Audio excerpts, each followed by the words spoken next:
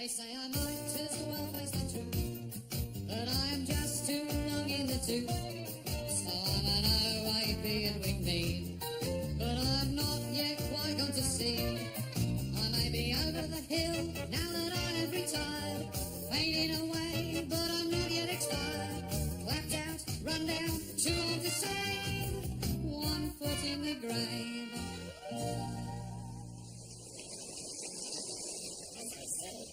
Mrs. Meldrew swore me to complete secrecy over the entire episode.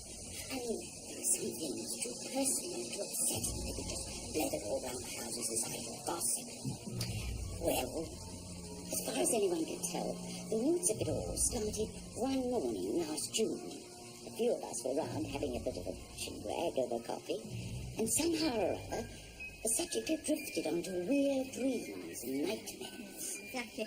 And then, it must be for this last month now, I keep waking up in the middle of the night in a cold sweat, and it's always the same thing I've been dreaming. I'm locked in a prison cell, waiting to be hanged for battering to death a balding old man with white hair. Go on. And then, at the last minute, they grant me a special reprieve on the grounds of justifiable homicide. But the strange thing is, I don't want to leave the prison. Oh, stay where I am. I kill him. I keep hanging on to the cell door, just clinging to the bars, kicking and screaming and yelling that I want to stay where I am. What does it mean? That must be him. Well, he only had to go to Sainsbury's and pick up his shoes from the menders. Let's see what he has to moan about. Unbelievable! Oh, good morning, ladies. Can you believe that? They've lost the left shoe. Lost it. And you know what he did there? He said he'd only charge me half price. He said he couldn't see any fairer than that. Can you believe? Well, I haven't heard the last of that. And I hope they don't think they have. Sorry? You didn't get that hideous Noel Edmonds sweater then, after all. Out of my size. I'm picking one up Thursday. You're seriously going to buy one, are you? I am, yes. What's this for? What's it for? Picking my nose with. What do you think it's for? To nail up that fence panel this morning, stop him next door waltzing into our garden every 5 minutes. Oh, yes, by the way, I forgot to tell you. He's getting some pigeons. Pigeons? Oh, you must be joking. That's all we need. Precision bombing raids all over the bloody room. Let me tell you this. This morning. He's invited us round there later. I think he's rather keen to show them off. This isn't the kind of mustard I buy. Oh. How many times do I have to tell you to pack freshly baked bread on the top? I have to take a bicycle pump for that now. Did you get my tights? They're in there somewhere.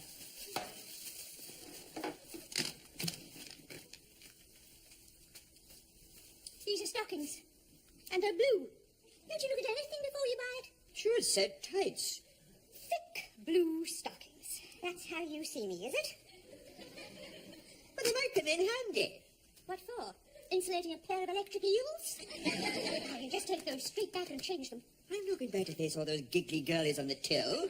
I look a complete idiot. You are a complete idiot. Galloping up and down the aisles like Ben-Hur, slinging any old thing into the trolley. You haven't got the brains you were born with sometimes. Oh, right. Thank you very much. Thank you, Margaret. Now, for one, it's Margaret who's starting to get on Victor's nerves. All over nothing at all, the way it so often is. And as fate would have it, things would usually get steadily worse as the day wore on. Morning, Mr. Meldrew. How about it? How did you? Oh, I moved it further down to save trampling your pansies. How extremely considerate of you. No, I just popped by to give you this. Saturday at 3, our annual summer fete. Now, we've got all the old favourites, Mrs. Giddy's homemade spam and Mr. Dobkin's stall of neo-fascist insignia, who's already been called. Yes, well, unfortunately, I think I got something on, Miss Suffolk. And as you'll see, we've got a very famous television celebrity opening it for us. I've forgotten her name at the moment. She's in that coffee commercial, you know, the two neighbours. Will they or won't they? And yes, we persuaded her to sell kisses at 50p a time. So that should be a bit of fun. She's quite a glamorous lady, I believe. Yes, I believe... Anyway, I better dash. I've got my pigeons being delivered today, and I hope you're going to pop round later. I'm sure you'll want to give your opinion on them. Yes, I'm sure I will.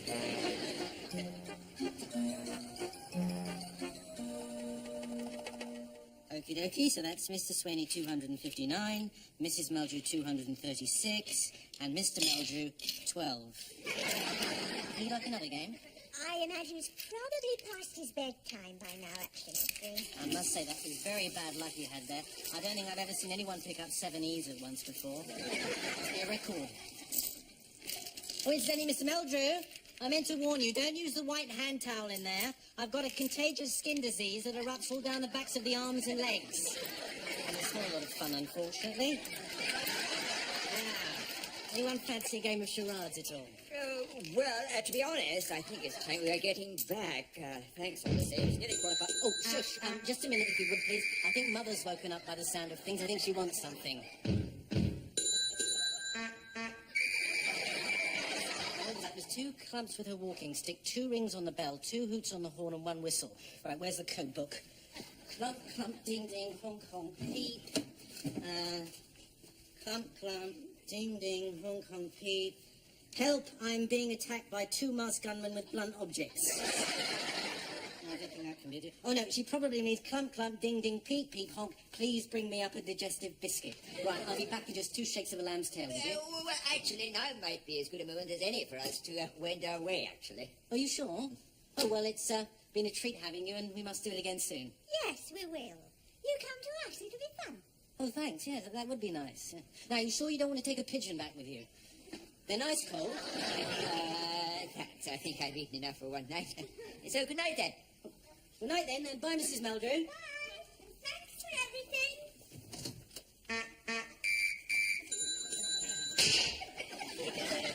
Right you are, but don't aggravate it. It probably just needs a poultice. I'll go and put a flannel in the sandwich toaster.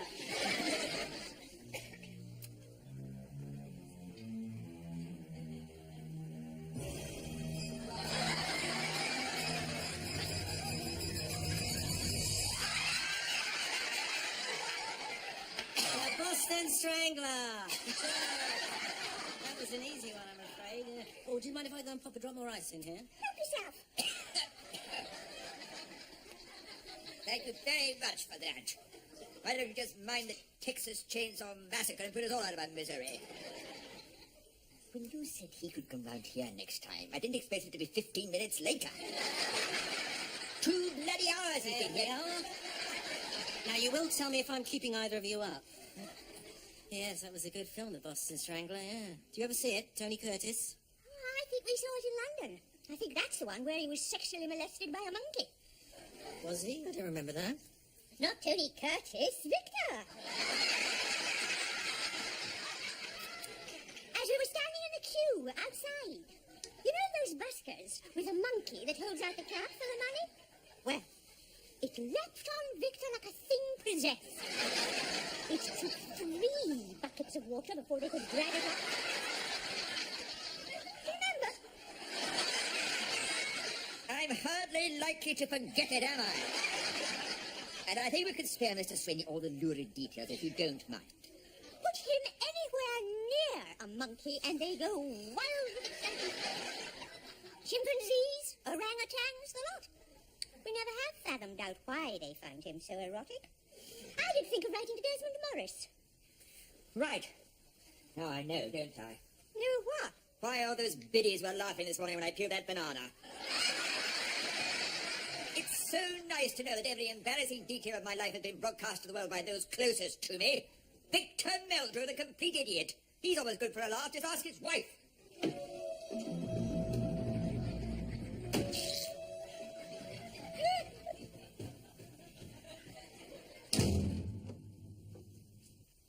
have you been? Up since the crack of dawn. But I'll beat the rush at the supermarket for once. One pair of tights. Where's the street map? It should be there in that drawer. I've just spoken to Mum. She says she's read somewhere the world's coming to an end Saturday morning and do we want to buy an electric kettle? I think I'd better go up there Saturday afternoon, have a quiet word. If you don't mind being left on your own, you could always go to Mr. Swaney's fete. What fate's that? He said they're going to have that coffee commercial girl there this year. You know, that glamorous blonde with the pouting lips you're always moaning about. Really? Her? Well, I suppose I'd better go along or I'll never hear the last of it. What are you looking up? I saw a card on the wall in Sainsbury's advertising a pair of black shoes. See what they're like at any rate. Magwitch Crescent, right. Then I can go up to town to buy that Noel Edmonds sweater. I see. Just to be obstinate, you're going to pollute the environment with that eyesore, are you? Off a knitting pattern from hell. It's a wonder the girls who handle them aren't given safety goggles. You wear what you want, Margaret. I'll wear what I want.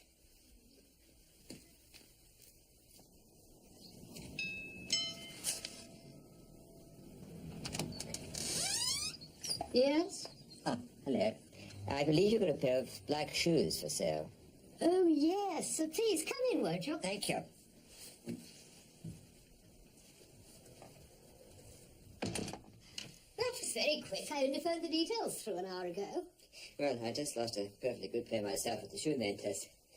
And you say they're almost new. Oh, brand new. They're just about a week old. You see, I'm afraid my husband's just died, and, well, I shan't have any use for them, obviously, so... Oh dear, I'm sorry to hear that. You'd like to come through and try them on? Thanks very much.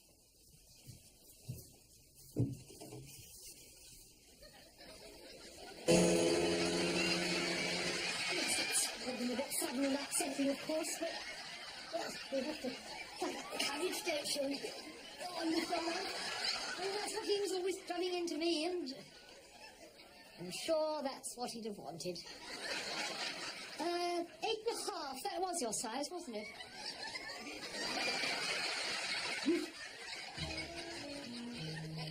Yes, yes.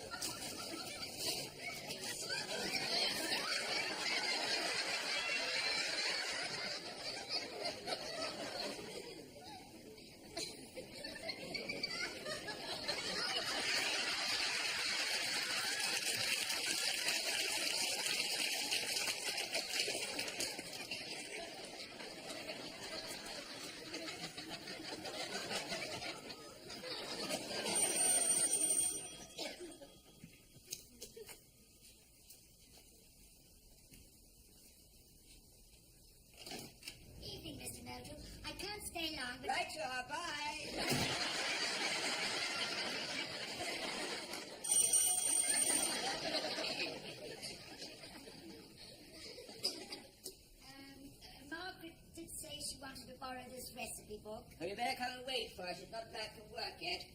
Oh, really? Why's that? I haven't the faintest idea. Ask her.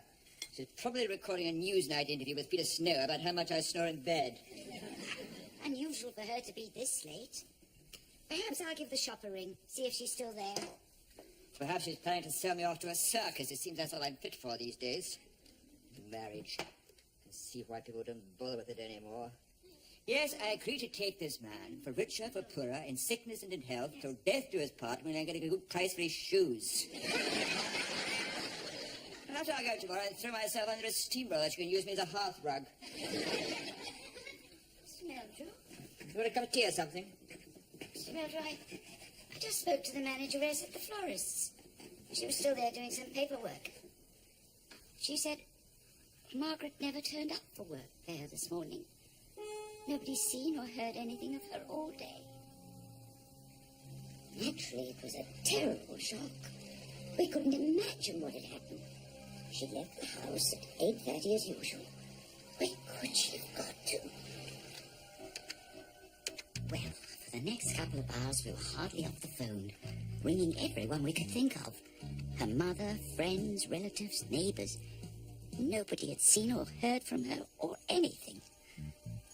By midnight, she still hadn't come home. And naturally, by then, we had to call in the police. I volunteered to stay over in case there was anything I could do. But of course, there wasn't. Neither of us got a wink of sleep all night long. The morning came round. There was still no sign of her. And then, it must have been about 5:30 in the afternoon, I suppose. We got a phone call that just about scared the living daylights out of both of us. Hello? It's the police.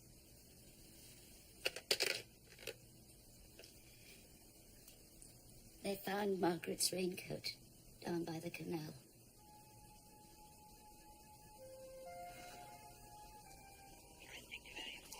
We fished it out and, we found an old receipt in the pocket. We matched it against her access number. I'm sorry to have called you out here like this, Mr. Meldrew. Yes, it's her coat. There's nothing we can do here, Mr. Meldrew. Why don't you come to my place for a bit? Try and get some rest. No, thank you, Mrs. Warboys. I think I'd rather be on my own for a bit, if you don't mind.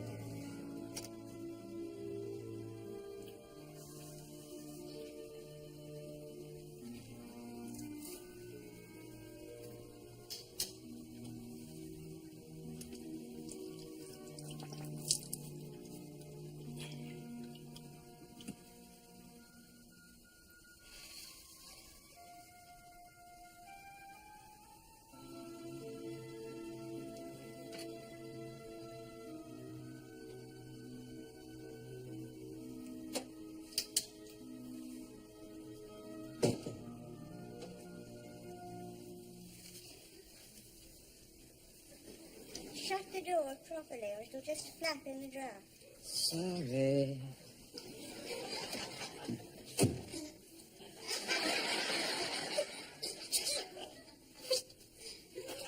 Where the bloody hell have you been to? Why? Were you worried about me? Worried? Where have you been? Margate. Where? You know, up on the north coast of Kent. I know where Sonny Margate is. What the hell were you doing there? I'm a police dragging rivers and combing the countryside with sniffer dogs for you. I mean, what in God's name did you think you were playing at? Come to bed. What? Come to bed. What have Are you all right or what? Of course I'm all right. I just needed to escape for a bit. You know how you do sometimes. It was a complete spur-of-the-moment thing. I was walking past that office yesterday morning, the one that does all the coach tours, and I saw a sign. 2 days in market. So I just got on it and went. I did think of ringing you when I got there, but that would have defeated the whole object. Defeated what object? We went there for our 3rd anniversary. Do you remember? And you took me to that huge fun fair place, Dreamland, with a couple of excited children. We got stuck in the Hall of Mirrors for over an hour. The man had to come in and get us. And you said you didn't mind. You were happy to stay there and look at all the reflections of me. Did I? Funny how the sea can stir up memories. Because that's when I remembered it. Sitting there on the front yesterday afternoon. Suddenly it all came back to me. And suddenly I understood it. You know, that nightmare. What all came back to you? When I was 5 years old, we had 2 budgies that I always felt sorry for, locked up all the while in the same cage. And one day I tried to let them out for a fly round the room, but one of them wouldn't come. And I got hold of its wing and tried to tug it, but it just kept clinging onto the bars and squawking and just refused to come out of the cage. The other one flew straight out like a rocket, straight across the room, crashed into the window and killed itself. The next day at school, we were asked to write a story about something that had happened to us, and I wrote my story about the budgies. And the teacher, Mr. Phillips, made me read it out loud in front of the whole class. And everyone laughed. And I knew he'd done it deliberately, just to be cruel to me. Because basically he was a bastard. And he was bald with white hair. And I remember thinking, even at that age, how much I wanted to batter him to death. And the next day, when Mum tried to take me to school, I refused to go.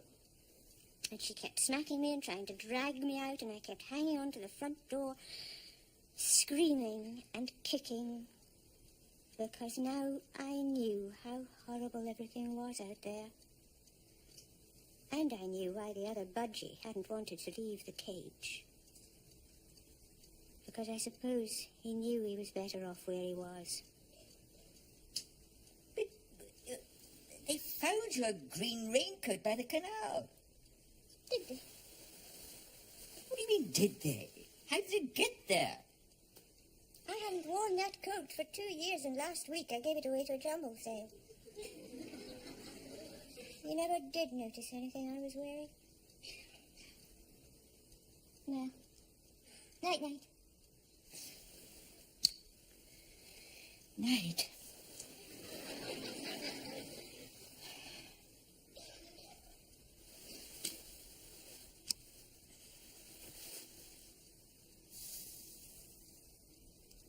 Tomorrow afternoon, at the fete, when you go up to that girl for your kiss, have a couple on me.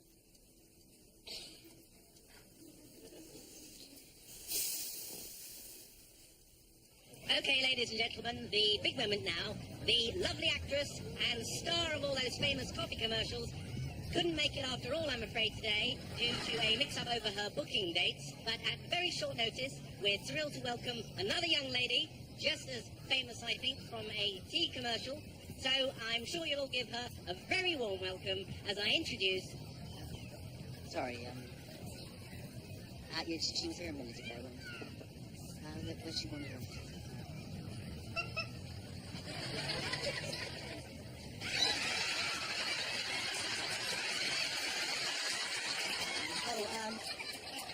Oh dear.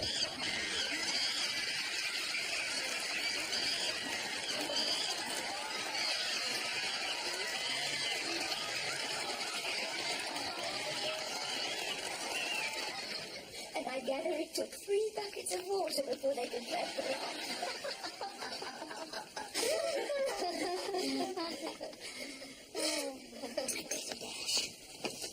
As I say, I'd rather all this didn't go any further if you would, because a lot of it was told to me in the strictest confidence, so all the best to you both then.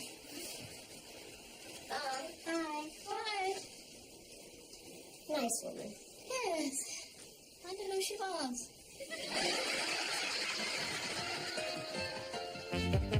They say I might as well face the truth, but I'm just too long in the tooth. I started to deteriorate, and now I've passed my own sell-by date. Oh, I am no spring chicken, it's true. I have to put my teeth into chew, and my old knees have started to knock. I've just got too many miles on the clock, so I'm a wrinkly, creepy, set in my ways. It's true that my body has seen better days, but give me half a chance and I can still misbehave.